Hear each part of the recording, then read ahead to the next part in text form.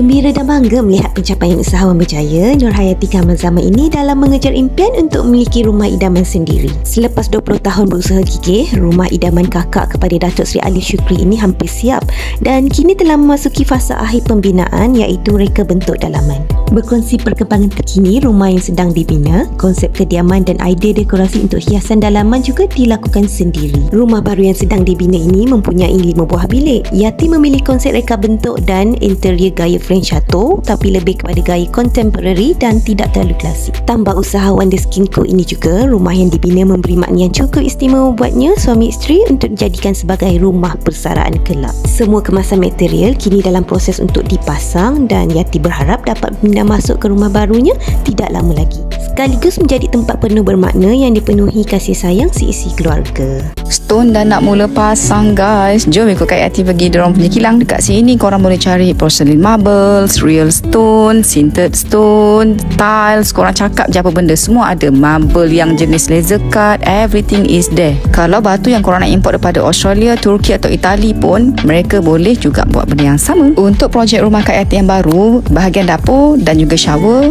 terpaksa pakai sintered stone ataupun porcelain marble sebab lebih tahan. Kak Yati dah pernah experience pakai marble, susah nak jaga tau. Untuk staircase ataupun bahagian niche yang tak selalu sangat guna, Kak Yati akan pakai marble. Akhirnya dah tiba masa yang Kak Yati nanti-nantikan. Sebelum pasang, Kak Yati akan make sure everything seperti di plan. Last time diorang ada pasang dah dekat Kak Yati punya bathroom, disebabkan ada masalah dengan drawing, diorang tak follow. Nampak batu-batu ni Kak Yati dah plan ya, apa yang sesuai dengan each room. Selepas habis wall, Kak Yati akan fokus untuk bahagian lantai pula lepas ni. Entahlah korang, Kak Yati ni baru ada 5 bilik dah macam kelang kabut sangat dah. Yang buat rumah berbilik-bilik tu tak tahulah korang macam mana struggle kan. Memang rumah Kak Yati adalah French Chateau tapi lebih kepada contemporary, tak klasik sangat. Ni pula Kak Yati nak tunjuk cara marble dipotong. Sometimes kita pakai laser cut, ada yang Kak Yati import daripada luar. Ini one of the batu lah yang Kak Yati tunjuk kat korang.